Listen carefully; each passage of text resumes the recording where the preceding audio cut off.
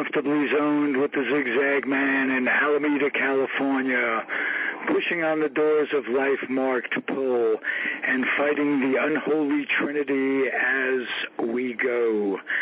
Big business, organized religion, and government. Hi, everybody, and a very pleasant good evening to you wherever you may be.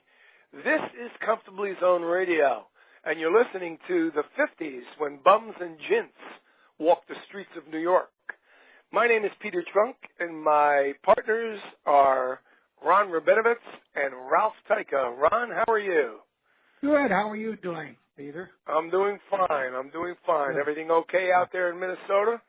Great. There you go. Great. And Ralph, how about you? How you doing? Same as Ronnie. Great as always. Just That's good on Earth, another day above ground. Gee, yeah. I don't want to carry it too far with cliches. But that's pretty far, but that's good. Yeah. That's far enough. That's good. But, if we all keep that kind of positive attitude and we could all just say those words once in a while without spitting up, then we have something. Right.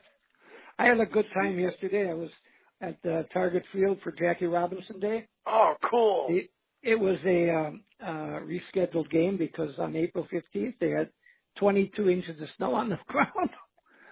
So it was with the White Sox, and it was fun to see everybody wearing number 42, umpires, coaches, managers, teams, players. I'm sure.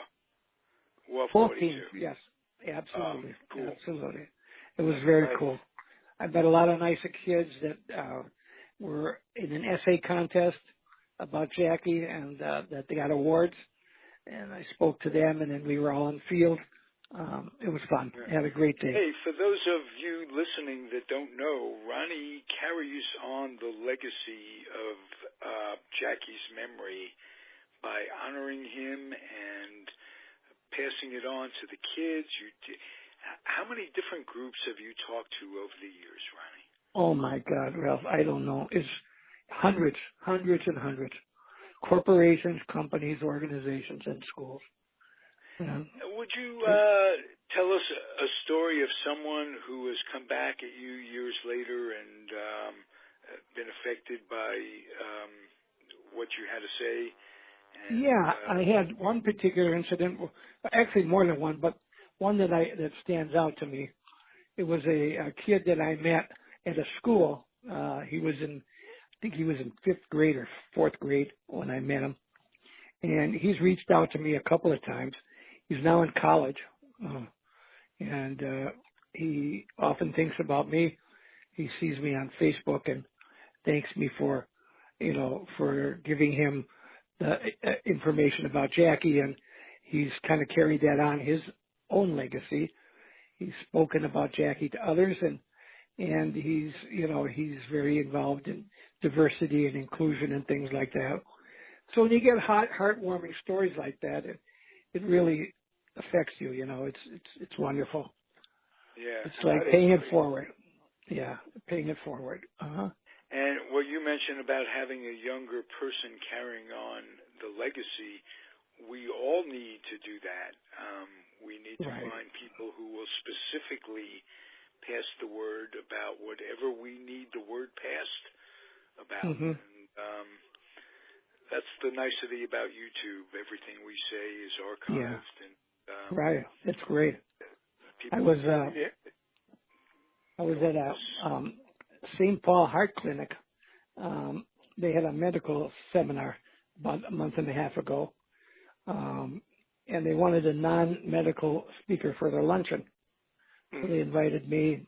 Had a good time with the doctors. It was great. Nice. Yeah. Did you have a good time with the nurses? That's the question. There weren't any nurses there. I wish there had been. Okay. Well, you just Ronnie, have a bad book. You just have a bad booker. You got to be booked in front of a nurses group. That's right. That's what I need. That's right. Ron, do you change your talk at all? Yeah. For no, I just keep on rambling. Oh, you meant him. No, I do change it. I change it up for adults rather than kids. Okay. I do. Yeah. All right. So you have two specific. What would you tell an adult that you wouldn't tell a kid, for instance? I'm just curious. Well, I might not talk about bullying to an adult as much as I would to a kid. Things like that. Basically, the PowerPoint is pretty much the same that I have, and then I do show them part of that letter from Jackie, excerpts of it. But I when it's with the kids, I'm talking more about. I talk about bullying and not signaling somebody out and things like that. Yeah, for any reason, kids have a way. Right, of for any reason. It could be if somebody's fat or skinny or tall or black, white, whatever it is. And it's not cool. Kids can be cruel, but you know where they get it? They get it from yes, mom they and do. dad. Oh, yeah. It doesn't just start automatically out of nowhere. That's right. People aren't born with crazy ideas. No, ideas they aren't. Passed on. No, they are passed on, unfortunately. So sometimes I wish I was talking to the parents rather than the kids. Yeah, really. I was just going to say that. Yeah, right, exactly. Yeah. They're pretty ignorant sometimes. It's so sad and so true. You're right. Yeah, well, you look at our administration, it's the same thing. A bully. Let's not go there. I just had dinner. Is it worse on an empty stomach, or is it worse on a full stomach? It's worse on a full stomach for me, personally speaking. Okay, for me it's worse on an empty stomach because the dry heaves are so to me, it's worse either way. Doesn't matter. Okay. Just we have a consensus in the booth. Yeah. Steven. Yesterday was election day. Were you guys happy in your regions? I was happy. We didn't really we didn't have much here, but I saw what went on in California. I was more thinking about Bobby Kennedy yesterday. Yeah, me too. Oh, yeah. You saw my Facebook page, right? Yeah, that was beautiful. That picture was gorgeous. Thank you. Just gorgeous, yeah. Did you see my pictures I posted? Yes, I did. And I commented on them, or I liked them, or loved them, or whatever I did. Yeah, he was quite a guy. Yep. I was with him one time. What a difference it would have made. Oh my God. What a difference. That's right. All the way down. The bullets that changed our world. He would have gotten us out of Vietnam a lot sooner. Absolutely. Absolutely. Although his brother was a hawk. There's no question. Yeah, but his brother was he had some advisors over there, but he wasn't going to continue it. Johnson continued it, but he wouldn't have. Okay. He would have I don't want to turn the show into a political one. However, I must speak up. People don't realize that before his brother was assassinated,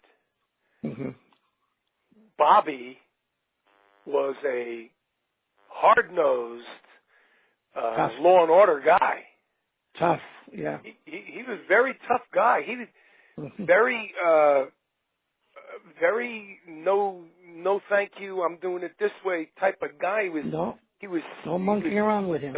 No monkeying around at all. And after his brother was assassinated, he took a lot of time off, and he read, among others, he read a lot of Aeschylus. And he came up with a whole new attitude, a whole different attitude, a much softer, more progressive and giving stance on a lot of things. His role with Jack was to be more or less the enforcer. I mean, he was the campaign Sure, he was the manager. main cop. He was the main cop. And truthfully, as Attorney General, he was Jack's closest advisor. Yeah, he was.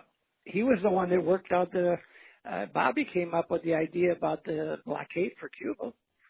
He was the one that came up with it. I mean, and yet he had a very soft side. I saw it many times. He was a great guy. I was with him in Los Angeles at the National Convention in 1960. We were all cooped up at the hotel, Biltmore Hotel in L.A. That's where the Kennedy headquarters were. Right. One day he saw me in the lobby, and he said, "Ronnie, let's get some fresh air. Let's go for a walk." So the two of us went round the block. It was a big hotel, so it was more than just 4 blocks around. So we're in the backside of the hotel, and two of the most gorgeous broads I've ever seen in my life, California girls, see Bobby, and they go crazy. And they take their room keys out of their purse. And he said, "Oh my God," and he looked at them, he looked at me, had that sheepish smile on his face. And he says, "Girls, you look pretty good, and I haven't seen Ethel in over 6 weeks.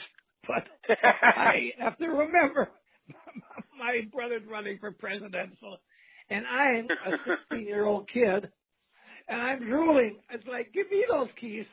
Yeah, give me those keys. Yeah. Oh, my God.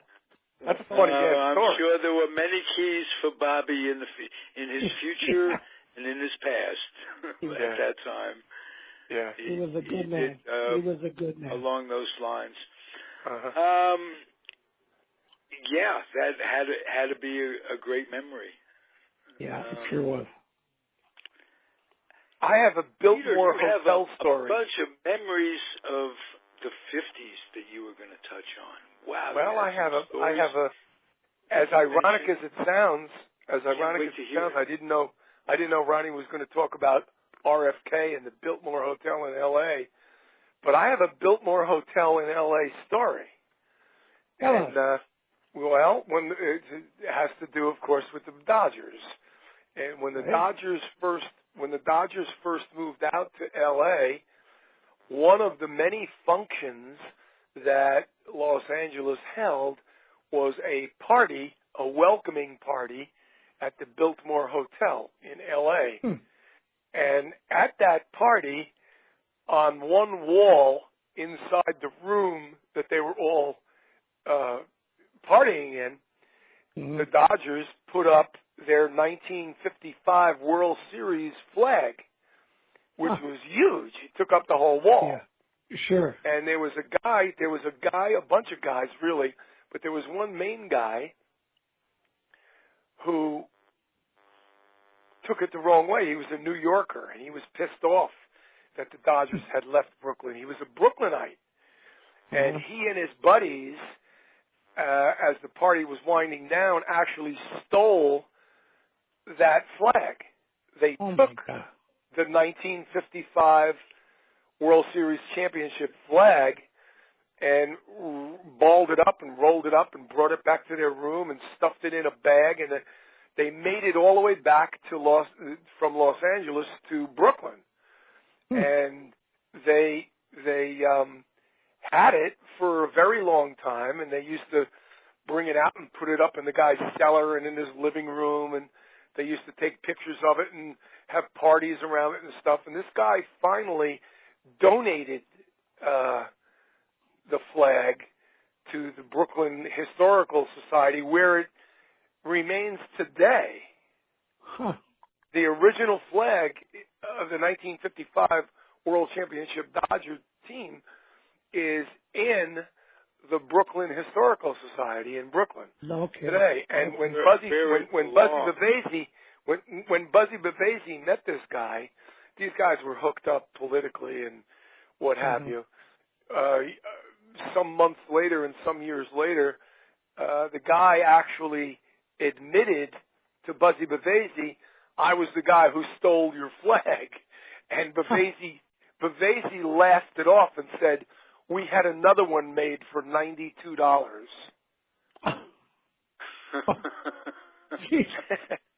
So the flag that's up in Dodger Stadium is a bogus flag. It was made for $92 by the Los Angeles Dodgers. Right, exactly. Isn't that funny? I thought that was a hilarious story. I read a whole lot of, like, you know how jokes can be one-liners, and some jokes are paragraphs long and some jokes are one-liners.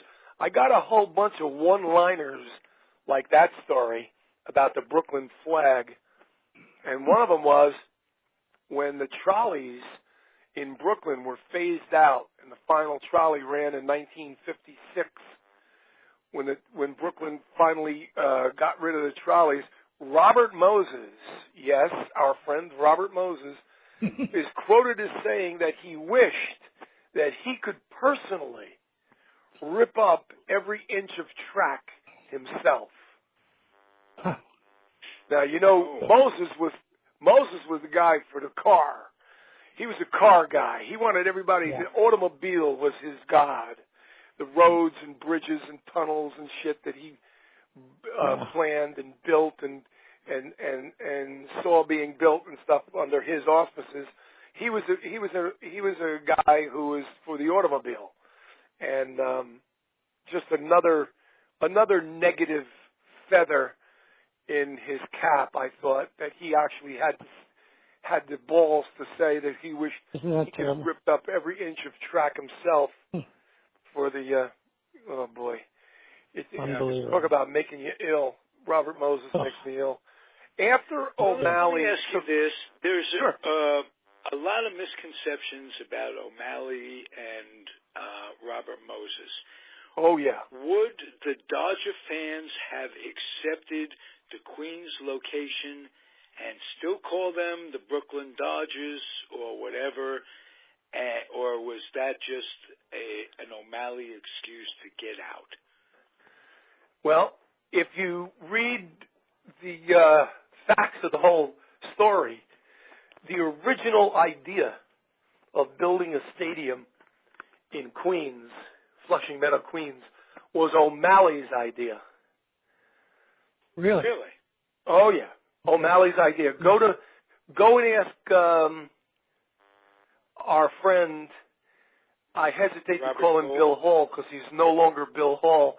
He's Claire Elizabeth Hall. Elizabeth Hall.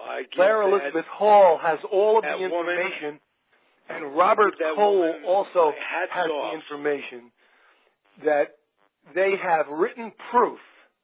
They have the notes and the letters from O'Malley's office. He was the one who broached the subject of a stadium where Shea Stadium was actually built. It was O'Malley's idea. He later, of course, changed course 180 degrees and said, we can't be the Queens Dodgers. We have to be the Brooklyn Dodgers. So that was another bullshit story from O'Malley. And, okay, would have they allowed him to play in Queens and remain the Brooklyn Dodgers? Absolutely. Why not? So what... Wow, that's disheartening because the way things turned out, obviously. Sure. But I will say it wouldn't have been the same. Had they stayed in Queens, Giants still would have gone. The rivalry still would have died. And yes. The fact that they both moved out to the West Coast together did keep the rivalry alive. Yeah, so, the rivalry would have died, but the Giants would not have gone to San Francisco. They would have gone to Minneapolis. To Minneapolis, right behind Ronnie's house, right behind Ronnie's house, and Ronnie would be a Giant fan today. No, Ronnie would have been a Giant fan if the trade for Jackie Robinson for Littlefield, a pitcher. There you go. There you go. Well, would have been a Giant fan. Terrible slap in the face. Huh? Would have you been a Giant fan? I might have been. Had that trade gone? It would have been hard. It would have been hard, but with Jackie, hard decision. I probably we may would never have know. It's never one of know. those we may never know questions. I'm glad I didn't have to decide it. All right, Jackie. Peter, if you will, a few more of your.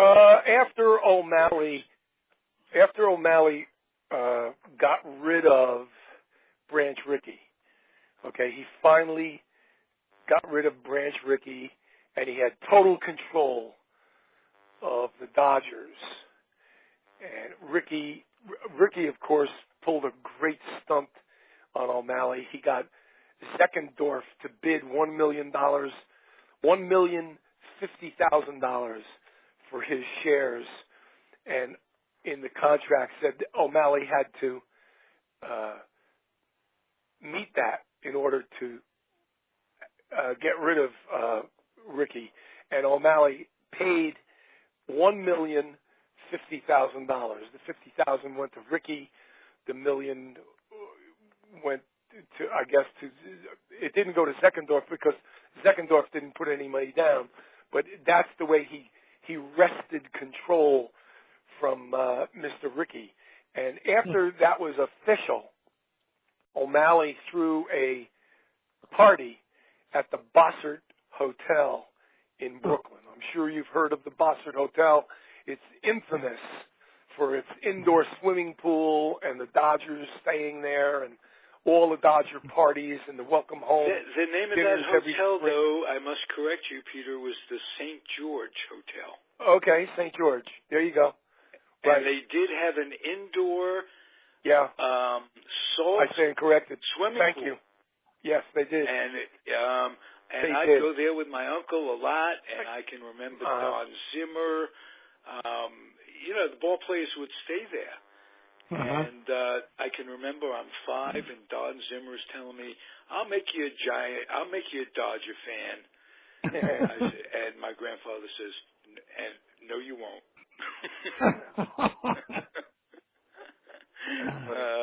Zimmer was a good guy. So at the party, anyway, at O'Malley's party at the Bossert Hotel, to congratulate or at the St. George, wherever. No, it was the Bossert, but I stand corrected on the St. George with the indoor swimming pool and the Dodgers staying there. But the Bossert Hotel, he threw himself a party. Does that sound familiar? A guy in power throwing himself a party to congratulate himself? Sounds familiar to me. Yeah. Anyway, familiar. At this party, after a few drinks and stuff, they actually played. Now you have to remember, this is 1950. They actually played Pin the Tail on the Donkey. No. The picture, yes, they did. And the picture of the donkey was a picture of Branch Rickey. No. How's that? Nice guy, huh? Nice. What a putz. Nice guy. Another quick one. We all know the actor Lou Gossett Jr. Yes. Yes. Lou Gossett Jr. won Happy Felton's Knothole Gang and got a glove from Campanella. Huh. Wow. I'm not sure what year that was. It was in the 50s. I'm not sure exactly what year, but Lou Gossett Jr. still has the glove he got from Campanella when he won Happy Felton's Knothole Gang. Huh. Oh, how cool that That's must great. have been. That's great. Yeah. Another story has to do with Hilda Chester. Now, if you've read extensively of the Brooklyn Dodgers, you're already aware of this story, so I'll make it short. Hilda Chester was perhaps the greatest Brooklyn Dodger fan of all. She used to have a cowbell, and more times than not, she would sit in center field, and she would ring her bell, and Hilda is here, et cetera, et cetera. Anyway, one day the Dodgers are playing. It's in the 40s. The Dodgers are losing, or it's a tight game. And she writes a note to put a certain pitcher in the game. Now, the story changes on who that pitcher was. Was it A? Was it B? Was it C? That's not the important part of the story. Anyway, she writes down what pitcher the Dodgers should put in, and she folds it up, and she gives it to Reeser after the third out of an inning. And she says, give this to Leo. Reeser runs in, comes into the dugout, almost forgets, and then remembers, gets up, walks over to Leo and hands him the folded up paper and says, I got this note. I was told to give you this note. And DeRocher opens it up, and it says to put this certain pitcher into the game immediately, or you're going to lose. So he gets the guy up in the bullpen, and he gets the guy warm, and the guy gets all, ready to come in. DeRocher brings him in, and he gets lit up, and the Dodgers lose. And Leo is fit to be tied. And after the game in the clubhouse, he goes over to Reeser, and he says, and another thing, he says, Reeser, never hand me any note from McPhail during a ball game. And Reeser looks at him, and he says, McPhail didn't give me the note. Hilda Chester gave me the note. Isn't that great? That's great. That's great. That's a great story. That is a great story. That's fabulous. I love it that shows story. you, too, that Leo was going to listen That's to the general manager. Yeah, there you go. Think about that one. Who'd have thunk, yeah. Who'd have thunk it? I thought he'd tell Rizzo to stick it up his ass, you know? You're right. He actually brought the guy in. Two more quick ones. Yes. Two more quick I ones. love these. Willie Mays' first game in Brooklyn. Mm-hmm. He hits 2 home runs off of Newcomb. Okay. He comes out after the game is over. He's got 4 flat tires. Really? Yep. He goes to DeRocher. Never again in his career did he have to drive his car to Ebbets Field. DeRocher he either took the bus, the team bus, or he gave him a cab or, like an Uber, whatever. He never drove his car to Ebbets Field again. He came out, 4 flat tires after he hit 2 home runs off of Newcomb. How do you like that one? Nice, huh? And one more. This is great. Pretty passionate. Let's put it that. Yes. Put it that way. Lest we forget, there was a guy who got shot in a bar. That was. Oh yeah. Book bums. Do you remember that story? Yeah. He went in and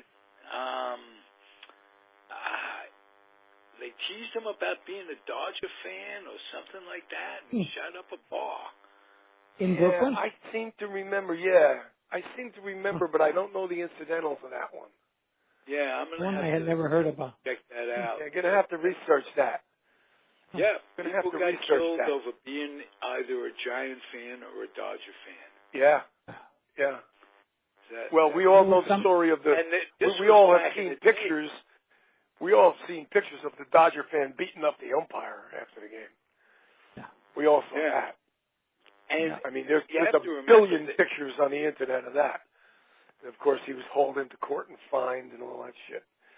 But, and then there's the one where the kid was yelling to DeRocher and mocking out Lorraine Day, and DeRocher had the Ebbets Field police guy bring him down under the stands, and DeRocher kicked the shit out of him, and the guy brought him to court.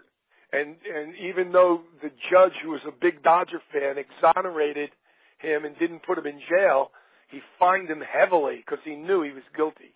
He knocked the kid's teeth out and everything like that. He fined him big time.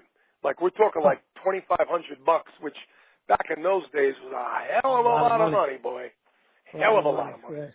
Yeah. Here's my last one. It's about Bobby Thompson.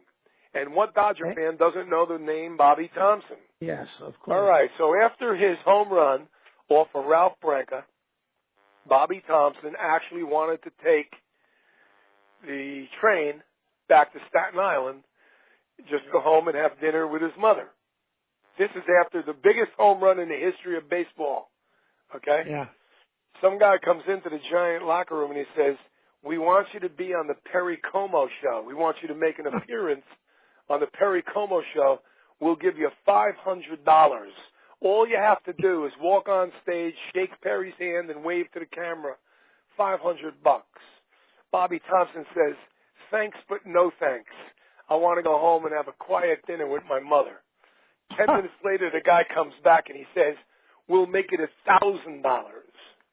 Bobby Thompson went on TV that night on the Perry Como show. I'll be darned. He wouldn't do it for $5, but he'd do it for $1,000. He'd do it for not for $500, but for $1,000. He couldn't turn it down. Right. How do you like that? I thought that was interesting. But that is human nature. There's a price on everything. That's sure. Right.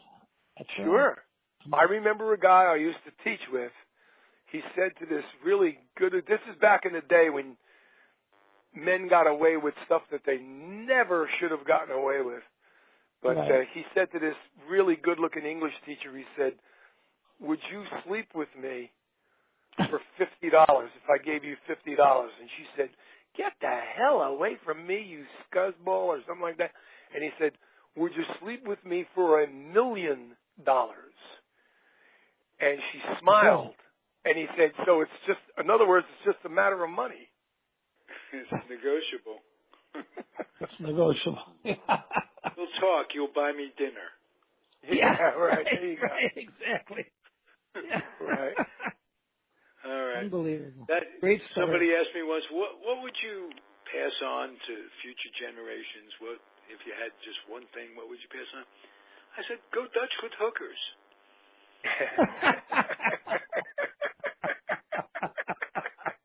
And life will be a lot simpler. You don't have to worry about a lot of things. Anyway, anything you'd like to close with? We can't close with that one. Okay, we'll close with this one.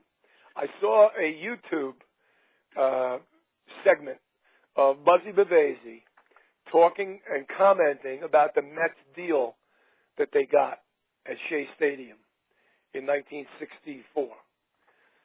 They got all the concessions from both football and baseball. They got 3,500 parking spaces, and they got almost a rent-free lease. And Bavasi in the little snippet of the video says, if Walter, meaning O'Malley, if Walter was offered that same deal, would still be in New York. Wow. Really? How do you like that? That's something. Yep.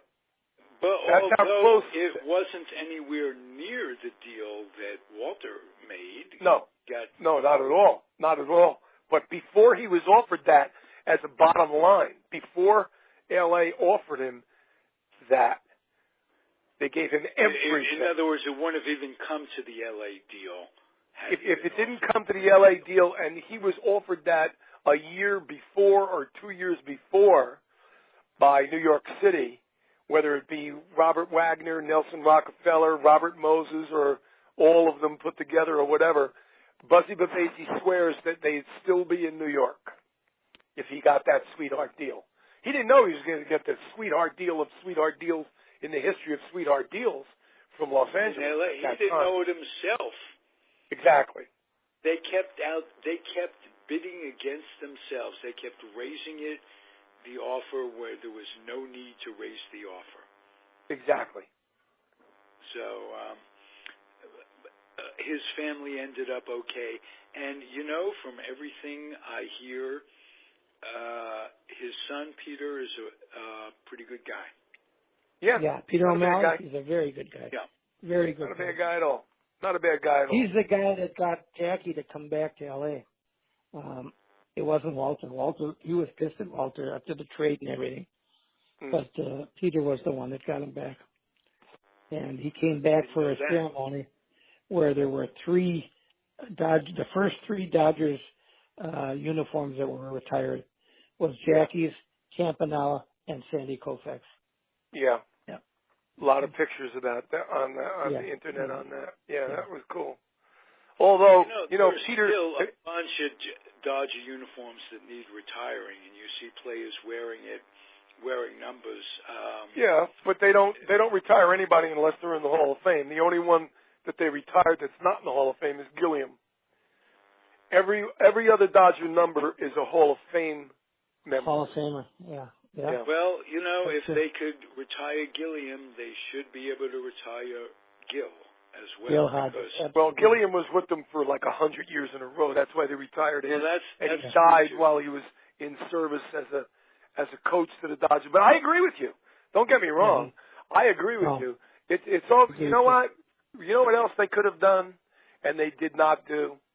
They could have kept. They didn't necessarily have to retire those uniforms. If they wanted to stay on the straight and narrow and keep it concrete that only Hall of Famers get their numbers retired, they still don't have to give it out.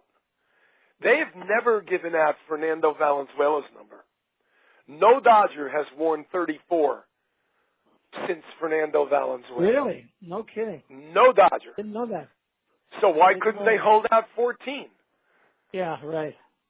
You know what I mean? Good point. Yeah. Good point. That's a good point. Yeah. That's a good point. And sometimes these things aren't done with purpose. Right. Numbers are given out, not just with the Dodgers, not with just with the Giants, Yeah. but with every team. There's a certain amount of, we didn't know this number was that number. They asked Tom Seaver how he got his number 41. They just gave it to him. Yeah. That's all. It was there one day, it was available. He comes in. Yeah. Yes. They had it, and they gave it to him. So there's a randomness to it. Numbers are fascinating to me. They are.